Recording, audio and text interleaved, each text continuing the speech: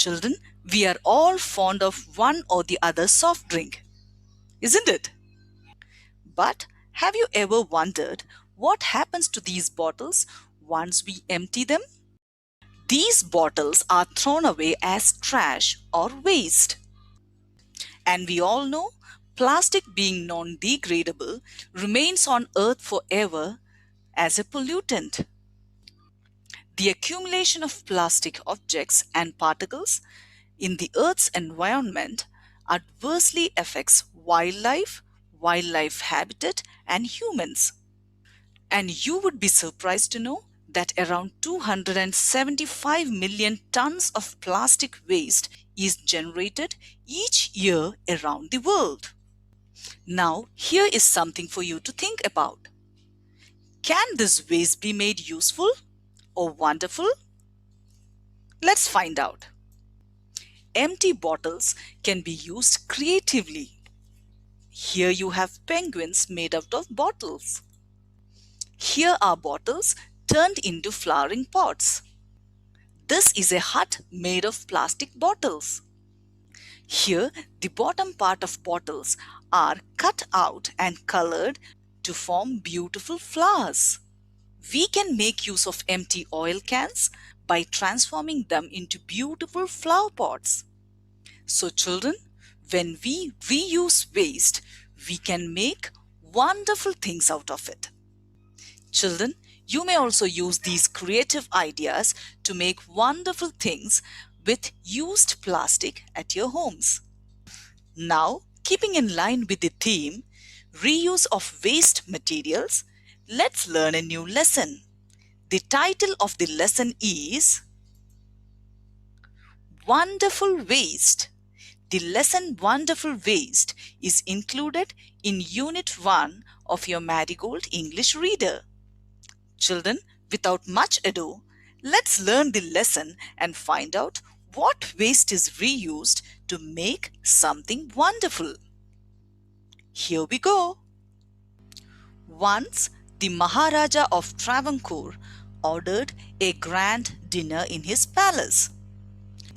So the Maharaja or the King of Travancore had ordered for a feast in his palace. Children, here I would like to give a brief history of the place Travancore. Travancore was formerly a princely state during the British rule. But after Indian independence, Travancore and Cochin merged to form the state of Kerala. So the King of Travancore had ordered for a grand dinner in his palace. In the afternoon, before the dinner, the Maharaja entered the kitchen to survey the dishes that had been prepared for the feast. So, by afternoon, the king decided to visit the kitchen to have a look at the dishes that had been prepared for the dinner or feast. His eyes fell upon the vegetable scraps. So he asked the cook, pointing to the basket of scraps, "What are you going to do with those vegetable scraps?" And the cook replied, "They are waste. We will throw them away." "You cannot waste all these bits and pieces of vegetables. Find a way to use them," the Maharaja commanded sternly and walked away. The king was upset that the cook was wasting away bits and pieces of vegetables. The Maharaja did not like the idea of wasting bits and pieces of vegetables. So he ordered the cook to find a way to use these bits and pieces of vegetables rather than wasting them. The king was pretty harsh in his command, and then he walked away. Here, the word sternly means in a harsh or serious manner. The cook was in a fix and kept staring at the vegetable scraps for some time. Suddenly, an idea flashed across his mind. Having been scolded or reprimanded by the king for wasting vegetable scraps, the cook was in a tough situation. He didn't know what to do with the vegetable scraps, and he kept thinking and thinking, and suddenly he got an idea. Children, here the phrase in a fix means to be in a difficult situation, and the idiom flashed across the mind means to get a sudden thought or idea. Here, after much thought, an idea flashed across the cook's mind. He took all the vegetable bits, washed them, and cleaned them well. So the cook took the vegetable scraps and washed them and cleaned them thoroughly. Then he cut them into long strips. He put them into a huge pot and placed it on fire to cook. So after cutting the vegetable scraps into thin long strips, the cook put them in a huge pot and placed it on fire to cook. Next, he ground some fresh coconut, green chilies and garlic together. He added this paste and some salt to cooking vegetables. After keeping the cleaned and cut vegetable scraps in the pot for cooking, the cook took out some coconut, green chilies and some garlic, and he made a paste out of these three things. And he added this paste along with some salt into the cooking vegetables. A tempting smell started coming from the pot. Now he whipped some curd and added it to the curry. After adding the paste of coconut, green chilies and garlic with some salt, a tempting smell started coming from the pot. He also added some curd to this curry. The word tempting means pleasant and captivating. So the smell that came out from the pot was very tempting. It was pleasant and captivating. He also poured a few spoonfuls of coconut oil and decorated the dish with curry leaves. So finally, the cook poured a few spoons of coconut oil and garnished the curry with curry leaves.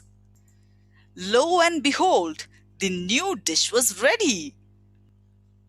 Here the expression lo and behold means, look, what a surprise! A new dish is ready.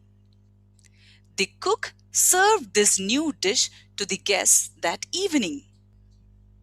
Everyone was eager to know the name of the new dish. The cook thought and thought. Then a name came to his mind. He named it Aviyal.